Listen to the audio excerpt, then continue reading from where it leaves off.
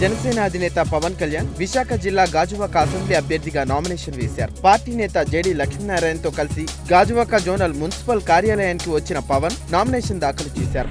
జనసేనాని నామినేషన్ కార్యక్రమానికి భారీగా జన సైనికులు తరలివచ్చారు. గాజువాక పరిసరాల్లో రోడ్లన్నీ జన సైనికులతో నిండిపోయాయి. జనసేన అధినేత పవన్ కళ్యాణ్ తన ఆస్తులు ప్రకటించారు. గాజువాక అసెంబ్లీకి నామినేషన్ వేసిన సందర్భంగా ఎన్నికల అఫిడవిట్లో తాను 10వ తరగతి పాస్ అయినట్లు పవన్ పేర్కొన్నారు. భీమవరం అసెంబ్లీ స్థానానికి మధ్యాహ్నం 1:30 నామినేషన్ వేయనున్నారు.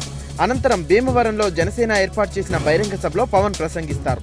3 గంటలకు నిడమరులో, సాయంత్రం 4 గంటలకు ఏలూరులో బహిరంగ సభల్లో పవన్ పాల్గొంటారు. అవినీతి లేని సమాజాన్ని కోరుకుంటున్నట్లు జనసేన అధినేత పవన్ చెప్పారు.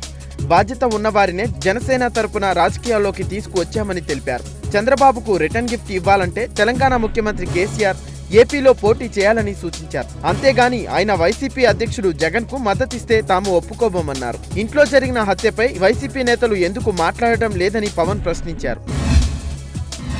కుల ధన రాజకీయాలకు స్వస్తి చెప్పే సమయం ఆసన్నమైందని జనసేన అధినేత పవన్ కళ్యాణ్ అన్నారు. విశాఖ జిల్లా ఆనందపురంలో జరిగిన బహిరంగ సభలో పవన్ పాల్గొన్నారు. రాజకీయాల్లో యువత మార్పును కోరుకుంటుందని అన్నారు. టీడీపీ వైసీపీ దుర్మార్గపు రాజకీయాలను తిప్పికొట్టేలా జనసేన అభ్యర్థులను భారీ మెజార్టీతో గెలిపించాలని కోరారు.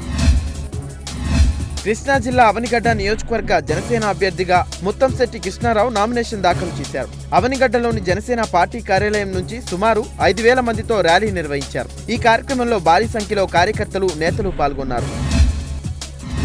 తూర్పుగోదావరి జిల్లా పి గన్నవరం నియోజకవర్గ జనసేన పార్టీ అసెంబ్లీ అభ్యర్థి పాముల రాజేశ్వరీదేవి నామినేషన్ దాఖలు చేశారు. ఈ సందర్భంగా జన సైనికులు భారీ బైక్ ర్యాలీ నిర్వహించారు. ఈ కార్యక్రమంలో పెద్ద ఎత్తున జన సైనికులు పాల్గొన్నారు.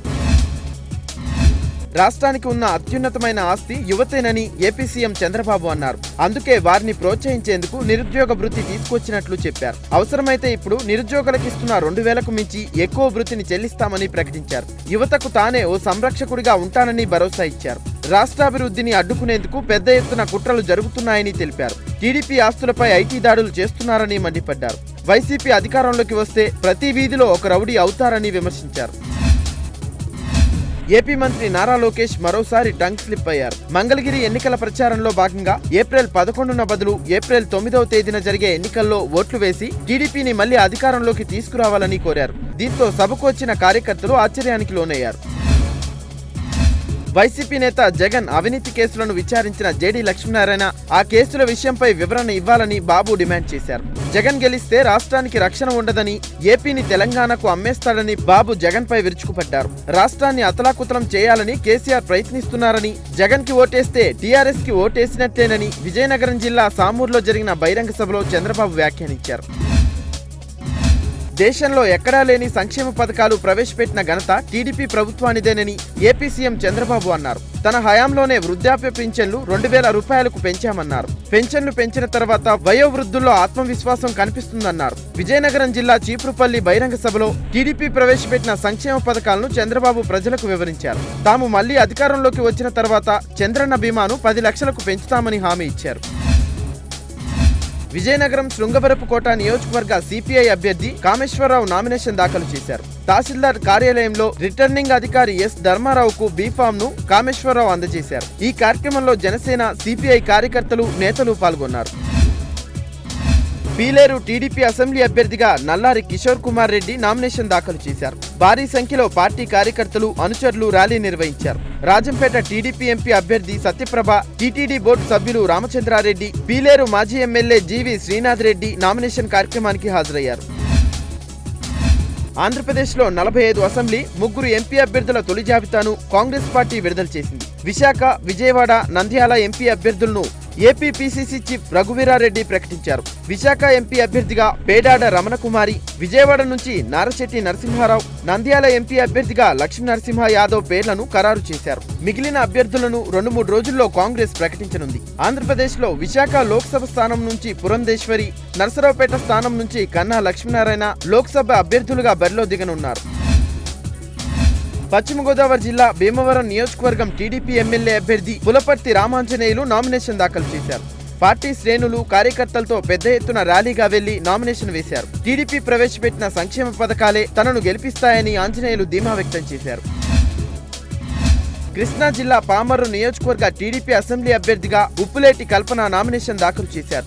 ఈ కార్యక్రమంలో మచిలీపట్నం పార్లమెంటు టీడీపీ అభ్యర్థి కొనకల్ల నారాయణ, ఉప్పులేటి దేవిప్రసాద్ పాల్గొన్నారు. తహసీల్దారు కార్యాలయంలో ఎన్నికల రిటర్నింగ్ అధికారి బి బాబురావుకు నామినేషన్ పత్రాన్ని ఉప్పులేటి కల్పన అందజేశారు.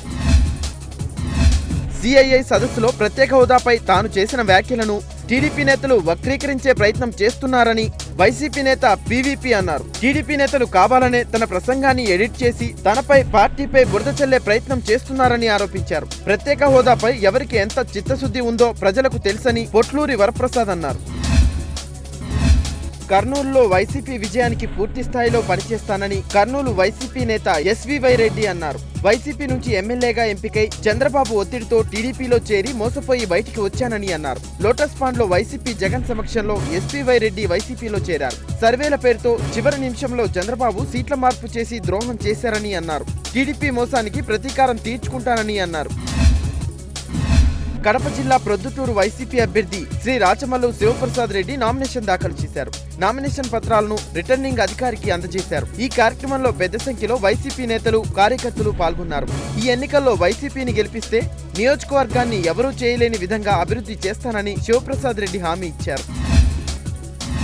దివంగత నేత వైఎస్ వివేకానందరెడ్డి కుమార్తె సునీత, ఆమె భర్త రాజశేఖర్ రెడ్డి రాష్ట్ర ఎన్నికల ప్రధానాధికారి జీకే ద్వివేదిని కలిశారు. తన తండ్రి హత్య కేసును తప్పుదారి పట్టించే ప్రయత్నం జరుగుతుందని వారు ఫిర్యాదు చేశారు. సాక్షాత్తు ముఖ్యమంత్రి విచారణను తప్పుదారి పట్టించే విధంగా వ్యాఖ్యానించారంటూ ఫిర్యాదులో పేర్కొన్నారు.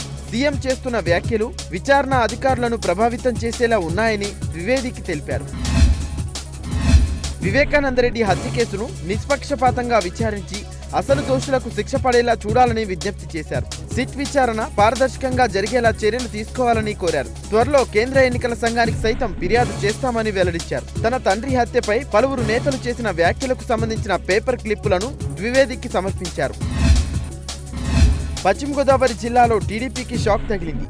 పార్టీకి రాజీనామా చేసే యోచనలో మాజీ మంత్రి కొత్తపల్లి సుబ్బారాయుడు ఉన్నట్లు తెలుస్తుంది. ఇప్పటికే కాపు కార్పొరేషన్ చైర్మన్ పదవికి కొత్తపల్లి రాజీనామా చేసినట్లు తెలుస్తుంది. నర్సాపురం సీటు ఆశించి కొత్తపల్లి సుబ్బారాయుడు భంగపడ్డారు. సుబ్బారాయుడు ఇండిపెండెంట్ గా బరిలో దిగే అవకాశాలు కనిపిస్తున్నాయి. ప్రజాశాంతి పార్టీ అభ్యర్థుల తొలి జాబితాను ఆ పార్టీ అధ్యక్షుడు కేఏ పాల్ విడుదల చేశారు. 13 అసెంబ్లీ, లోక్సభకు 2 అభ్యర్థులతో ఈ జాబితాను ప్రకటించారు. అయితే నర్సాపురం నుంచి ఎంపీ అభ్యర్థిగా తానే పోటీ చేస్తున్నట్లు తెలిపారు. ఇప్పటికే రాష్ట్ర వ్యాప్తంగా ఎన్నికల ప్రచారం నిర్వహించిన ఆయన చంద్రబాబు, జగన్, పవన్ పై విమర్శలు కురిపించారు. టీఆర్ఎస్ లోక్సభ అభ్యర్థుల జాబితా విడుదలైంది. ఆ పార్టీ అధినేత ముఖ్యమంత్రి కేసీఆర్ ప్రకటించారు. ఒకేసారి 17 మంది అభ్యర్థులతో జాబితాను విడుదల చేశారు. ముందుగా ఊహించిన ప్రకారమే కేటాయింపులు జరిగినప్పటికీ అనేక సమీకరణాలను దృష్టిలో ఉంచుకొని చివరి నిమిషంలో కొన్ని మార్పులు చేశారు. ఈ జాబితాలో 3 సిట్టింగులకు స్థానం దక్కలేదు. ఖమ్మం నుంచి పొంగులేటి శ్రీనివాసరెడ్డి స్థానంలో నామా నాగేశ్వరరావు, మహబూబ్ నగర్ లో జితేందర్ రెడ్డి స్థానంలో మన్నె శ్రీనివాసరెడ్డి, మహబూబాబాద్ సీతారాం నాయక్ స్థానంలో మాలోతు కవితకు చోటు కల్పించారు.